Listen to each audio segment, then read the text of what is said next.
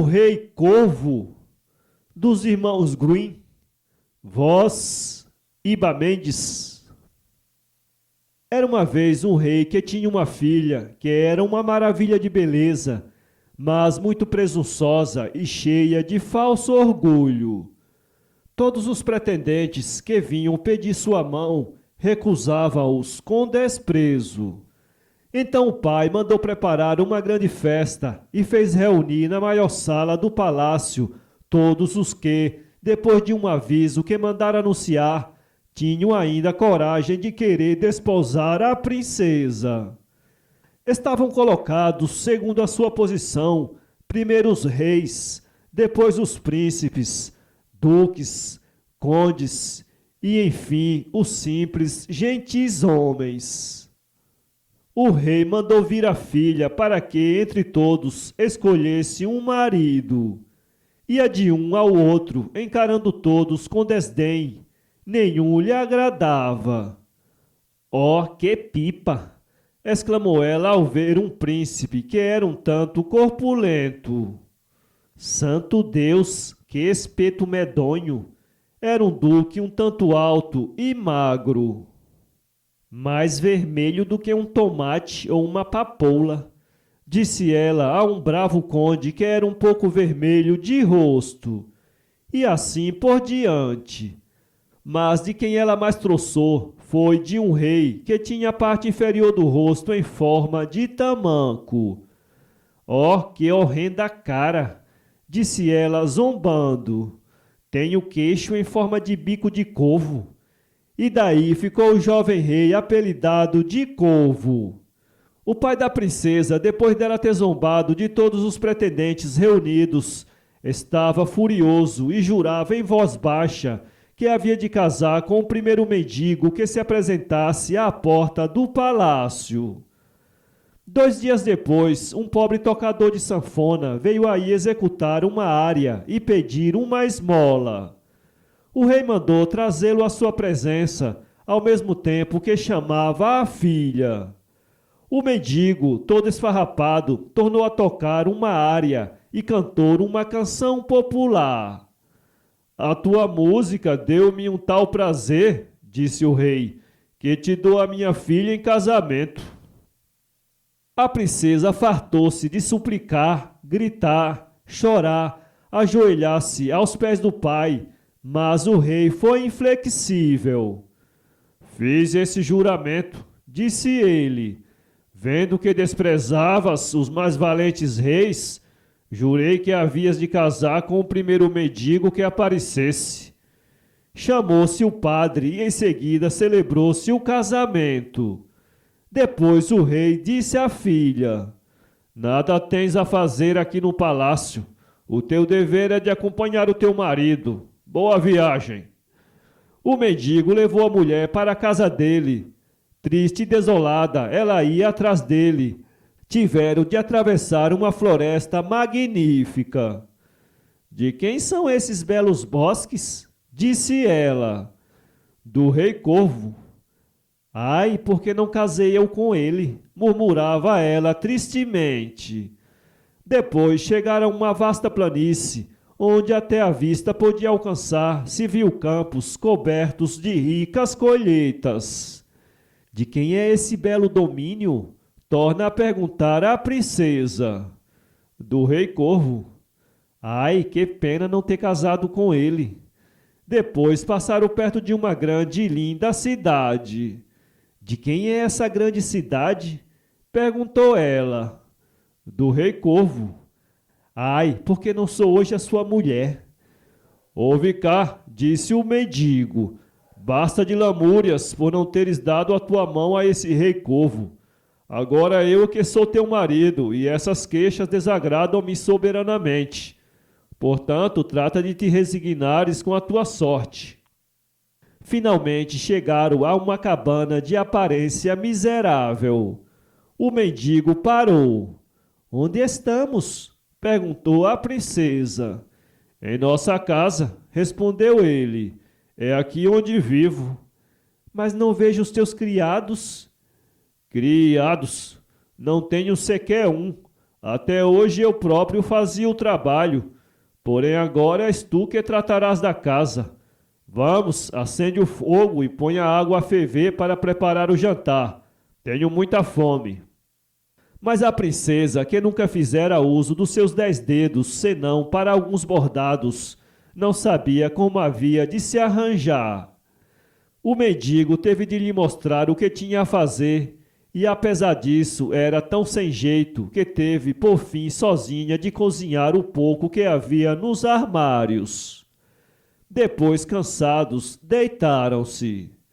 Pela madrugada, ele acordou a princesa, que ainda dormiria um dia inteiro, e disse-lhe: Vamos, levanta-te e varre a casa. Depois tornou a lhe ensinar a acender o fogo e a fazer um pouco de cozinha. No fim de alguns dias, quando as provisões estavam quase no fim, ele disse: Não podemos continuar com esta vida de mandriões. Volto a mendigar e tu farás cestos. E foi buscar umas palhas que ele deu para entransar. Ela pôs-se a trabalhar, mas dentro em pouco tempo a pele fina das suas mãos delicadas estava toda ferida. Está bem, já vejo que esse trabalho é muito duro para ti, mas talvez possas ganhar a vida fiando na roca. Foi comprar uma roca e cânhamo. Quis fiar, mas no fim de um quarto de hora tinha os dedos todos em sangue. Na realidade, exclamou ele, nada sabes fazer. Fiz uma grande asneira em casar contigo. Como tu me ajudas? Enfim, talvez sejas capaz de ser vendedora. Vou comprar uma poção de louça e instalar-te no mercado. Aí venderás a tua mercadoria. Ora essa, pensava ela, eu, a filha do rei, vou vender louça à praça na capital, e se os vassalos do meu pai me reconhecerem, perseguir-me-ão com as suas troças. Mas não se atreveu a fazer objeções. O marido tinha-a prevenido uma vez para sempre que se ela não lhe obedecesse sem murmurar, a bateria até ceder à sua vontade. Ei-la sentada numa velha cadeira, oferecendo aos que passam a sua pobre louça. Ao princípio ia a coisa bem, ninguém a reconhecia, os desgostos tinham-na transfigurado.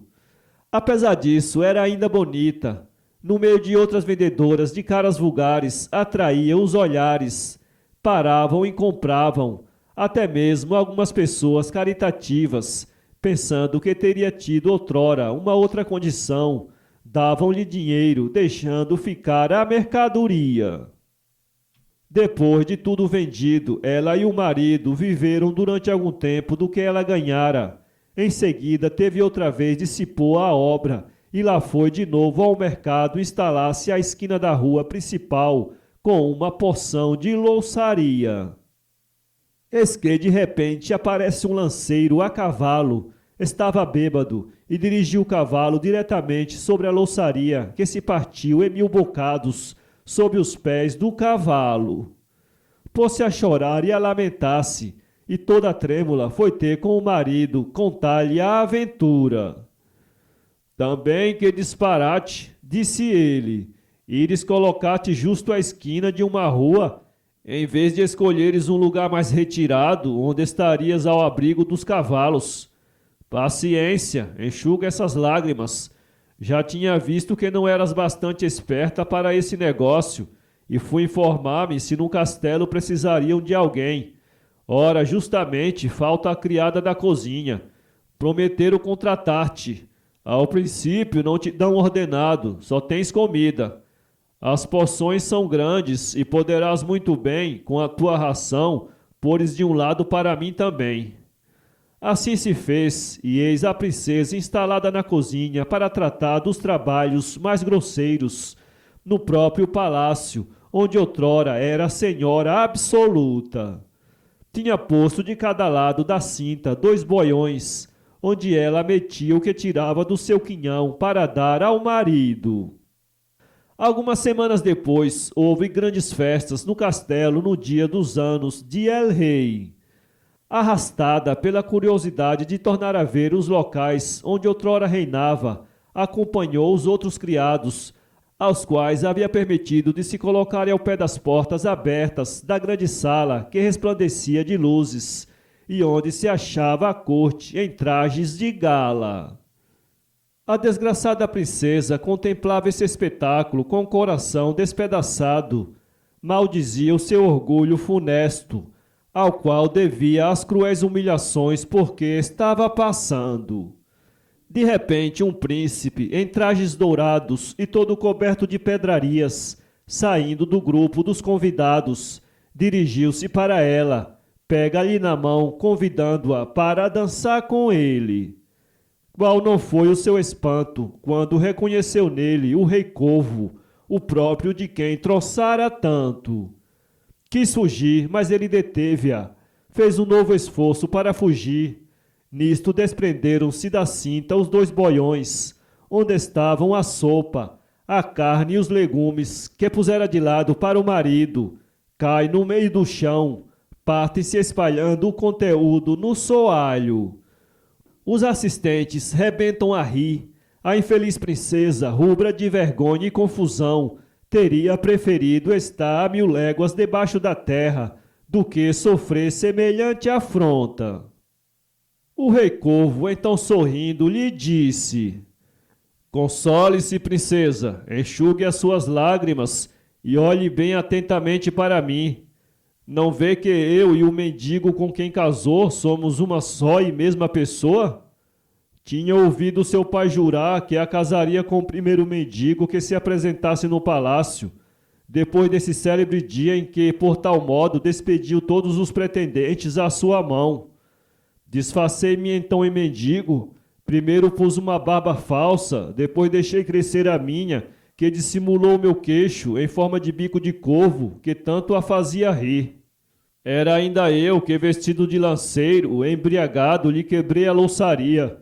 Mas hoje que o seu altivo orgulho está quebrado e que se arrependeu das suas faltas, vão terminar os seus desgostos e será proclamada a rainha e esposa do poderoso rei Corvo. Nisto o pai da princesa e toda a corte tinham se aproximado.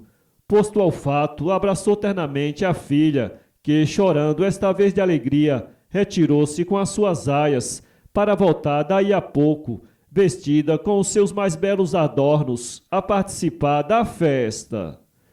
No dia seguinte celebrou-se a boda com grande pompa. As festas duraram 8 dias. Muito teria desejado que eu e tu, caro leitor, lá estivéssemos também.